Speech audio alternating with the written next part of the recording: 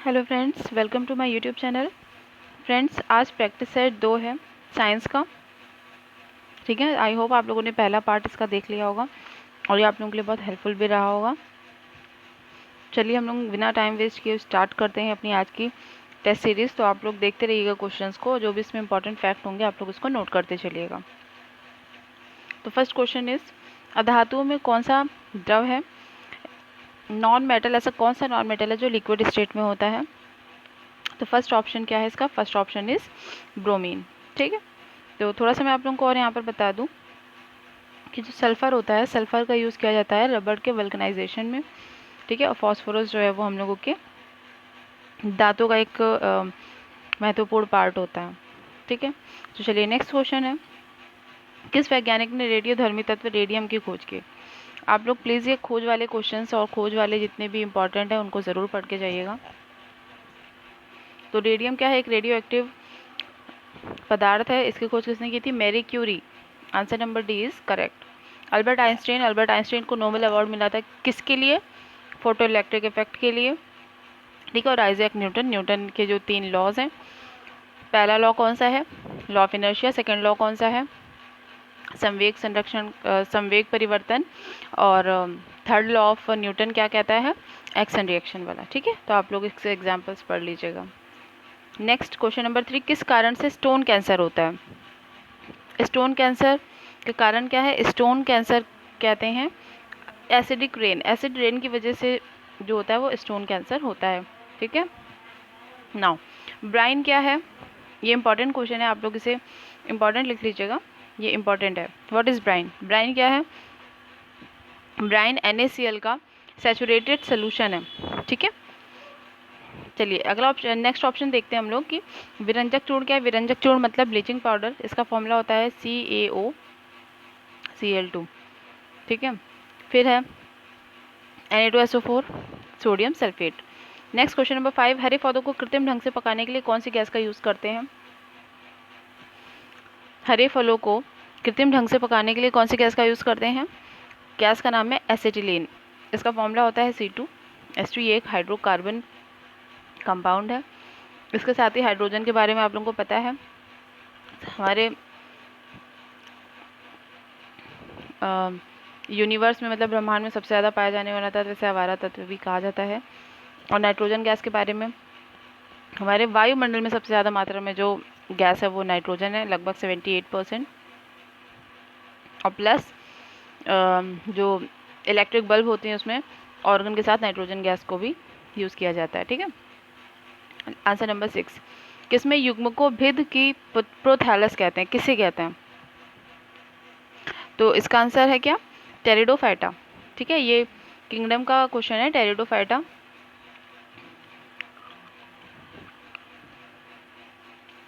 Now next question is, वे पादप जो केवल प्रकाश में भली भांति बढ़ते हैं उन्हें क्या कहते हैं? वे पादप जो केवल प्रकाश में भली भांति बढ़ते हैं उन्हें क्या कहते हैं? उन्हें कहते हैं हीलियोफाइट्स। ठीक है, हीलियो वर्ड जो है, हीलियो या फिर आतपोद्भिद इनको कहते हैं हिंदी में, और इंग्लिश में क्या कहते हैं? हीलियोफाइट्स कहते हैं। मरुद्भिद जो डेजर्ट में होते हैं। ठीक है, नेक्स्ट, विषम जालिता की खोज किसने की? विषम जालिता की खोज किसने की क्वेश्चन है, मतलब हेट्रोथैलिज्म। विषम जालिता को क्या कहते हैं? जालिता को हेट्रोथैलिज्म। इसकी खोज किसने की? एल्बर्ट फ्रांसिस ब्लैक्सली ने। ठीक है, answer number B is correct. Now next question is, Rhizobium क्या है? राइजोबियम क्या है? राइजोबियम एक तरह का सहजीवी बैक्टीरिया है। ठीक है, no next question number 11, sorry question number 10, Genera Plantarum का लेखक कौन है? देखिए, जो इम्पोर्टेंट बुक्स हैं साइंस की, जैसे सिस्टम नेचुरी हो गया, ठीक है, इस तरह की बुक्स के ऑथर को भी आप लोग पढ़ के जाइएगा कि किसने कौन सी बुक लिखी है, इंपॉर्टेंट जो बुक्स हैं। तो क्वेश्चन नंबर 10 का आंसर क्या है? जेनेरा प्लांटेरियम का लेखक कौन है? इसके लेखक हैं Bentham and Hooker. Answer number B is correct. Next, एक प्रारूपी पादप कोशिका में केंद्रक की स्थिति कहाँ होती है? केंद्रक की स्थिति कैसी होती है? पेरिफेरल होती है। ठीक है, मतलब परिधीय होती है। नेक्स्ट, किस कोशिकांग को कोशिका का शक्ति गृह कहते हैं? Very very very most important question है ये। पावर हाउस ऑफ सेल किसे कहा जाता है? माइटोकॉन्ड्रिया को कहा जाता है। क्यों? क्योंकि यहीं पर एटीपी प्रोड्यूस होती है एनर्जी के फॉर्म में, ठीक है। बाकी गोल्जी बॉडीज, न्यूक्लियस और इन सब के बारे में आप लोगों ने पढ़ा होगा।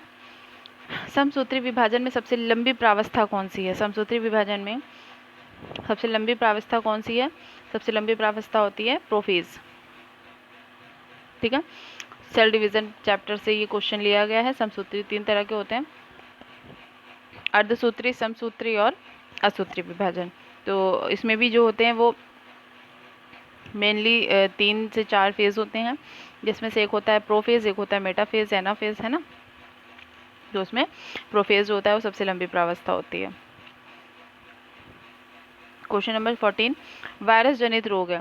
आप लोग प्लीज़ डिसीज भी पढ़ के जाइएगा कि वायरस से कौन सी होती है, बैक्टीरिया से कौन सी होती है और प्रोटोजोआ से कौन सी होती है। अगर आप लोग कहेंगे तो मैं इसके लिए एक ट्रिक की भी वीडियो बना दूंगी, जिससे आप लोगों को याद रखने में आसानी होगी। वायरस जनित रोग कौन सा है? वायरस से कौन कौन से रोग होते हैं? तो वायरस से होता है पोलियो, ठीक है। नाउ नेक्स्ट है, भोजन में निम्न से किसकी कमी से रतौंधी होता है? Vitamin A. इसके बारे में तो कुछ बताना ही नहीं है, इसका साइंटिफिक नेम क्या है? रेटिनॉल। ऊर्ध्वपातन का गुण किस में पाया जाता है? ऊर्ध्वपातन मतलब सब्लिमेशन। सब्लिमेशन मतलब होता है कि कुछ जो सॉलिड होते हैं उनको जब हीट दी जाती है तो वो बिना लिक्विड स्टेट में आया डायरेक्ट गैस में ही कन्वर्ट हो जाते हैं। इस प्रोसेस को कहा जाता है सब्लिमेशन या ऊर्ध्वपातन। तो ऊर्ध्वपातन कौन से गुण किस में होता है? Ammonium chloride, answer number C, NH4Cl में, ठीक है, NH4Cl। नेक्स्ट क्वेश्चन, 1 किलोग्राम पानी का 1 डिग्री सेल्सियस ताप बढ़ाने के लिए आवश्यक ऊष्मा को क्या कहते हैं? आवश्यक ऊष्मा को क्या कहा जाता है? 1 कैलोरी कहा जाता है, ठीक है। ऊष्मा का मात्रक 1 कैलोरी। नेक्स्ट, उत्तल गोलीय दर्पण से प्रतिबिंब कैसे बनता है? मतलब कि जो स्फेरिकल मिरर होता है वो भी उत्तल वाला, उससे कैसा बनता है? उससे जो इमेज बनती है वो वस्तु के पीछे बनती है, छोटी बनती है, सीधी और आभासी बनती है। देखो जब वर्चुअल इमेज होगी तो इरेक्ट होती है, ठीक है। तो कैसे बनती है? आभासी और सीधी, सीधा प्रतिबिंब बनता है। नेक्स्ट क्वेश्चन है, एक आपतित किरण के लिए यदि दर्पण के थीटा कोण को घुमा दिया जाए तो परावर्तित किरण का घुमाव कोण क्या होगा? ये क्वेश्चन जो है वो किससे लिया गया है? लॉ ऑफ रिफ्लेक्शन से, ठीक है। दर्पण को थीटा कोण से घुमा दिया जाए तो जो रिफ्लेक्टेड रे होगी उसका जो एंगल हो जाएगा वो भी 2 थीटा से टर्न हो जाता है। तो इसका आंसर बी हो जाएगा, 2 theta. Now next question is,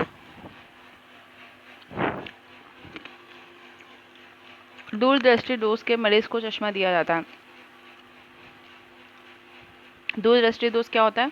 जिसमें हमको दूर की चीज़ें तो क्लियर दिखती हैं लेकिन पास की चीज़ें क्लियर नहीं दिखती हैं। इसको इंग्लिश में क्या कहते हैं? हाइपरमेट्रोपिया कहते हैं। तो ऐसी कंडीशन में कौन सा लेंस यूज़ किया जाता है? Answer number C, convex lens का चश्मा लगाया जाता है, ठीक है। Altimeter, what is altimeter? Altimeter से क्या मेज़र करते हैं? देखिए पहले तो मैं आप लोगों को बता दूं, समुद्र की गहराई किससे मेज़र होती है? फेदोमीटर से होती है। समुद्र की गहराई फेदोमीटर से करते हैं। वायुमंडलीय आर्द्रता को बैरोमीटर से किया जाता है। वायुमंडलीय दाब और अब ऊंचाई, बताइए कौन सा ऑप्शन इसमें से सही होगा? तो अल्टीमीटर का जो यूज़ होता है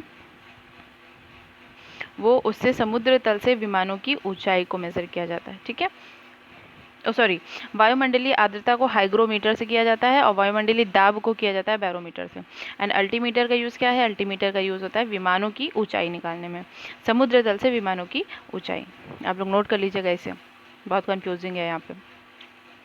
क्वेश्चन नंबर 22, कौन सी राशि वेक्टर या सदिश नहीं है? देखिए सदिश राशि और अदिश राशि में डिफरेंस ये है कि सदिश राशि वेक्टर उसे कहते हैं जिसमें क्वांटिटी के साथ साथ डायरेक्शन भी होती है, और अदिश राशि वो होती है जिसमें सिर्फ क्वांटिटी होती है, डायरेक्शन नहीं होती है। तो इसमें से कौन सी ऐसी यूनिट है जो वेक्टर है, सॉरी वेक्टर नहीं है? कौन सी है? आंसर नंबर डी, वॉल्यूम, ठीक है, क्योंकि वॉल्यूम में डायरेक्शन का कोई मतलब नहीं, सिर्फ मैग्नीट्यूड होता है। क्वेश्चन नंबर 23, संवेग और वेग के अनुपात में कौन सी भौतिक राशि प्राप्त की जाती है? मोमेंटम और वेलोसिटी का जब रेशियो निकालते हैं तो हमको कौन सी भौतिक राशि मिलती है? संवेग क्या होता है? संवेग होता है क्या? देखिए मैं आप लोगों को करके दिखा देती हूँ। संवेग होता है P इक्वल टू mv और अपॉन v, ठीक है। v से v कैंसिल आउट हो जाएगा तो हमको क्या मिल जाएगा, ओनली द्रव्यमान। Answer number C is correct. Question number 24, आँख के लेंस की फोकस दूरी किसके कार्य से परिवर्तित होती है? तो एक मसल होती है सिलियरी मसल, इसकी वजह से होती है, ठीक है। रेटिना पर इमेज बनती है, आइरिस की वजह से आंखों का कलर डिसाइड होता है, और पुतली जो होती है वो आंखों में लाइट की इंटेंसिटी को कंट्रोल करती है कि मतलब प्रकाश ज़्यादा और कम आ रहा है तो। क्वेश्चन नंबर 25 इज लेंस की शक्ति किसमें क्या यूनिट होती है? डायोप्टर, ठीक है। ल्यूमेन किसका मात्रक है? ज्योति तीव्रता का, ठीक है। चलिए नेक्स्ट क्वेश्चन है, किसी समतल पर आपतन कोण 60 है तो परावर्तन कोण क्या होगा? लॉ ऑफ रिफ्लेक्शन, आपतन कोण इक्वल टू परावर्तन कोण, मतलब कि angle of incident is equal to reflected angle, ठीक है। तो answer number B is correct. कौन सी ऊर्जा का नवीकरणीय संसाधन है? नवीकरणीय संसाधन कौन सा है? क्वेश्चन नंबर 27 का आंसर भूजल, ठीक है। नवीकरणीय संसाधन उन्हें कहते हैं जो जिनकी प्राप्ति लगातार हो रही है, जो कभी ख़त्म नहीं होते। तो इसमें से कौन सा है? आंसर नंबर सी भूजल। फिर एक्स किरणों का आविष्कार किसने किया? रॉन्जन ने किया, ठीक है। टॉर्सेली ने किसका किया था? बैरोमीटर का किया था। रदरफोर्ड, इन्होंने एटॉमिक मॉडल के बारे में बताया था। एंड मैक्सवेल का रिलेशन इलेक्ट्रोमैग्नेटिज्म से। क्वेश्चन नंबर 29, इसमें से कौन सा प्राकृतिक रेशा नहीं है? कौन सा नहीं है प्राकृतिक रेशा? प्राकृतिक रेशा कौन सा नहीं है बताइए? एक्रिलिक। एक्रिलिक क्या है? आर्टिफिशियल है या कह सकते हैं मैन मेड फाइबर है। कॉटन, सिल्क, जूट, ये सभी क्या हैं? नेचुरल फाइबर है। अदरक किसका रूपांतरण है? अदरक आप लोग और नोट कर लीजिए। अदरक के अलावा अदरक हुआ, हल्दी, आलू और जिमीकंद, ये सब कैसे हैं? ये सब भूमिगत तने के एग्जाम्पल हैं, ठीक है। इसके बहुत क्वेश्चंस भी आते हैं और बहुत ये थोड़ा सा कंफ्यूजिंग रहता है कि इसको हम लोग जड़ में काउंट करें कि तने में। तो इसका जो आंसर क्या है, वो आंसर नंबर ए, तने में काउंट किया जाता है इसको। नेक्स्ट क्वेश्चन, साफ मेघ रहित रातों की तुलना में मेघाच्छन्न, मतलब कि बिना बादलों वाली रातों में और जिसमें बादल होते हैं उसमें गर्मी क्यों होती है? बता सकते हैं? बताइए आप लोग आंसर इसका। 39 आंसर है। 39, एक मिनट। हाँ,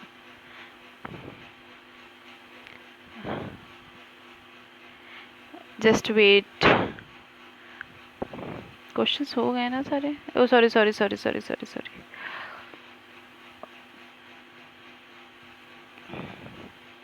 ओके, क्वेश्चन नंबर 31 पे आना था हम लोगों को, सॉरी। हाँ, पॉलीकॉट निम्न में से किसका मिश्रण है? पॉलीकॉट जो होता है एक फाइबर होता है, वो किसके मिक्सचर से बनाया जाता है? तो पॉलीकॉट और टेरिकॉट ये दोनों ही क्या है? एक तरह के सिंथेटिक कपड़े होते हैं, वस्त्र होते हैं। इनका निर्माण जो होता है वो पॉलिएस्टर और कपास से मिलके किया जाता है। तो इसका करेक्ट आंसर हो जाएगा आंसर नंबर ए, ठीक है। नोट कर लीजिए आप लोग। नेक्स्ट है, रबड़ को वल्कनित करने के लिए कौन सा तत्व? ये मैंने आप लोगों को स्टार्टिंग में बताया था कि इसमें सल्फर का यूज़ किया जाता है रबड़ के वल्कनाइजेशन में। तो answer number is 1 correct. Zinc phosphide का आमतौर पर प्रयोग कहाँ किया जाता है? जिंक फॉस्फाइड, इसका यूज़ किया जाता है, रोडेंटिसाइड है ये, ठीक है। और इसका यूज़ कहाँ किया जाता है? कृंतकनाशी के रूप में किया जाता है। ऊष्मागतिकी का प्रक्रम उत्क्रमणीय कब कहलाता है? क्या कंडीशन होती है रिवर्सिबल होने की? इसकी रिवर्सिबल कोई जब उसके परिवेश निकाय के साथ जो सदैव साम्य में होता है, ठीक है। तो आंसर क्या होगा? Answer number B is correct. Green house effect का क्या अभिप्राय है? ग्रीन हाउस इफेक्ट क्या होता है? आप लोग एनवायरनमेंट चैप्टर पढ़ के जाइएगा, इंपॉर्टेंट है, इससे क्वेश्चंस आएंगे एग्जाम में ज़रूर। तो ग्रीन हाउस इफेक्ट का क्या मतलब है? ग्रीन हाउस इफेक्ट में क्या होता है कि जो अर्थ है उसके टेम्परेचर इंक्रीज करता रहता है, ठीक। तो देखिए आप लोग इसमें से कौन सा ऑप्शन एप्रोप्रिएट है सबसे ज़्यादा?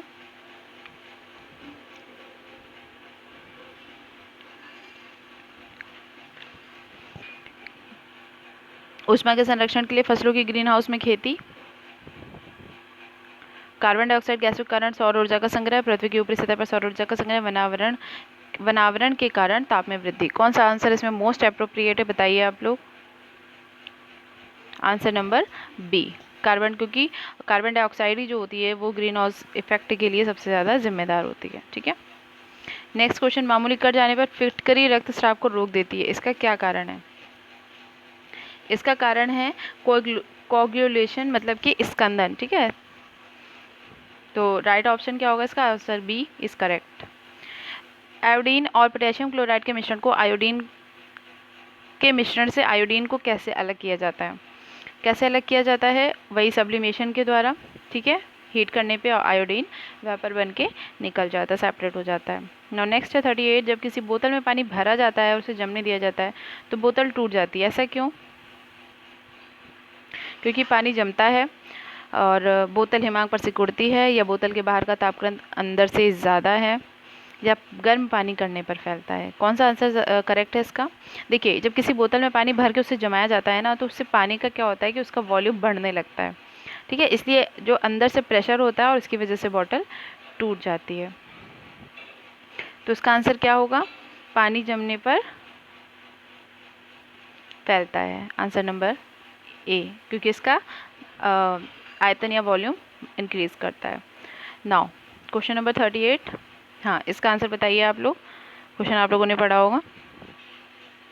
इसका सही आंसर है, एक्यूरेट आंसर इसका है 39 क्वेश्चन का आंसर नंबर बी।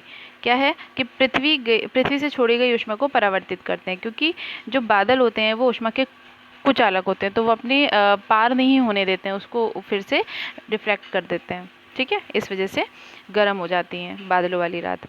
ऊर्जा का प्रमुख स्रोत नहीं है इसमें से कौन? आंसर नंबर 40 का आंसर कौन सा है?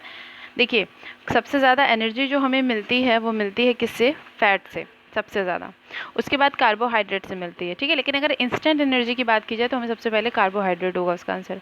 प्रोटीन जो होता है वो हमारे बॉडी की रिपेयरिंग में काम आता है, एंड विटामिन जो होते हैं वो हमारी बॉडी में जो इम्यूनिटी सिस्टम बढ़ाए रखते हैं और डिजीज़ से लड़ने के लिए होते हैं। तो ऊर्जा का प्रमुख स्रोत कौन सा नहीं है, बट प्रोटीन से भी थोड़ा बहुत मिल जाता है, लेकिन विटामिन बिल्कुल भी ऊर्जा नहीं देते हैं, वो सिर्फ हमारी बॉडी को एक फ्यूल की तरह काम करते हैं। ठीक है, तो आंसर इज़ 1 इज़ करेक्ट, कि विटामिन क्या है? ऊर्जा के स्रोत नहीं है। नेक्स्ट क्वेश्चन है, वायु प्रदूषक से संबंधित है, कौन है वायु प्रदूषक से संबंधित नहीं है? क्वेश्चन आप लोग ध्यान से पढ़िएगा, क्योंकि अगर आप क्वेश्चन ध्यान से नहीं पढ़ेंगे तो फिर आप लोग आंसर भी उसका गलत लगा सकते हैं। तो वायु प्रदूषण से संबंधित कौन सा नहीं है? वायु प्रदूषण से संबंधित यूट्रोफिकेशन। ठीक है, स्मॉग है, अम्ल वर्षा एसिडिक रेन है, एस्बेस्टोसिस है, यूट्रोफिकेशन बट नहीं है। नेक्स्ट क्वेश्चन, कौन सा पौधा नाइट्रोजन फिक्सेशन में सहायक है? कौन सा? आंसर नंबर डी, फिर से देख लीजिए, सहायक नहीं है। देखा क्वेश्चन क्या था कि नाइट्रोजन फिक्सेशन में सहायक नहीं है, कौन सा नहीं है? देखिए, जितने भी पल्सेस होती हैं, जितने भी पल्सेस वाले जो प्लांट होते हैं वो सभी नाइट्रोजन फिक्सेशन करते हैं, बट धान पल्स में नहीं आता, इसलिए ये ऑप्शन करेक्ट होगा, इसमें फिक्सेशन नहीं होता नाइट्रोजन का। इसमें से कौन सी स्केलर क्वांटिटी है या अदिश राशि है? Answer number B, pressure. ठीक है, फॉस्फोरस किस ब्लॉक का है? फॉस्फोरस किस ब्लॉक का एलिमेंट है? Answer number P. ये पीरियोडिक टेबल से क्वेश्चन है, आप लोग इसके इलेक्ट्रॉनिक कॉन्फ़िगरेशन वगैरह करेंगे तो आप लोग देखेंगे कि फॉस्फोरस के जो लास्ट जो वैलेंस इलेक्ट्रॉन है वो पी ब्लॉक में जाते हैं। ठीक है, तो वहीं से हम लोग इसका ब्लॉक डिसाइड करते हैं। नेक्स्ट, परमाणु बम का सिद्धांत किस पे आधारित है? परमाणु बम का सिद्धांत आधारित है नाभिकीय विखंडन पे, answer number B is correct. Question number 46, अधोलिखित में कौन सा प्रकृति के कार्बन चक्र में कार्बन डाइऑक्साइड की मात्रा को नहीं बढ़ाता है? कौन नहीं बढ़ाता है? कौन नहीं बढ़ाता है? फोटोसिंथेसिस। फोटोसिंथेसिस से कार्बन डाइऑक्साइड की मात्रा नहीं बढ़ती, इनफैक्ट वो कार्बन डाइऑक्साइड को अब्जॉर्ब करके फूड प्रिपेयर करते हैं और हमें ऑक्सीजन प्रोवाइड करते हैं। ठीक है, क्वेश्चन नंबर 47, देश का पहला बायोडीजल संयंत्र लगाया जा रहा है, कहाँ पे? ये बताइए, पहला बायोडीजल संयंत्र कहाँ पे लगाया जा रहा है? Answer number B is correct, Madhya Pradesh में। ठीक है, नाउ 48 क्वेश्चन, पायरेला किस फसल का कीट है, मतलब कौन से फसल का इंसेक्ट है पायरेला? तो इसका आंसर क्या है? आंसर नंबर सी, गन्ने का। ठीक है, नेक्स्ट, एथेनॉल के व्यावसायिक उत्पादन में कौन से खमीर का यूज़ किया जाता है? ठीक है, बताइए आप लोग, कौन से यीस्ट का यूज़ करते हैं हम लोग? सैक्रोमाइजेस सेरेवेसी, सैक्रोमाइजेस सेरेवेसी, नोट कर लीजिए आप लोग, इंपॉर्टेंट है। एथेनॉल के व्यावसायिक उत्पादन में कौन से यीस्ट का यूज़ करते हैं? Saccharomyces cerevisiae. Question number 15, last question of this video. EEG electroencephalogram में किसकी निगरानी के लिए यूज़ किया जाता है, मतलब किसका ऑब्जर्वेशन होता है? तो इसका करेक्ट आंसर क्या है? आंसर नंबर 50 का वो है ब्रेन। ठीक है, देखो एक होता है ईसीजी इलेक्ट्रोकार्डियोग्राम, ठीक है, उससे क्या होता है, उससे हार्ट के ऑब्जर्वेशन किया जाता है, बट ये ईईजी है, इसका फुल फॉर्म भी आप लोग याद रखिएगा, और इससे ब्रेन का ऑब्जर्वेशन किया जाता है। ठीक है, तो ये आज के 50 क्वेश्चन थे साइंस के इंपॉर्टेंट। मैथ्स के वीडियो भी मैं प्रिपेयर कर रही हूँ, तो जल्दी आप लोगों को प्रोवाइड कर दूँगी टेस्ट के प्रिपेयर पेपर के लिए। तो आप लोग वीडियो को शेयर कर दीजिएगा जिससे कि ज़्यादा लोगों को ये हेल्पफुल हो सके। और जो भी आप लोगों को जैसा भी आप लोगों को वीडियो लगी प्लीज़ कमेंट सेक्शन में ज़रूर बताइएगा। And thanks for watching. जय हिंद।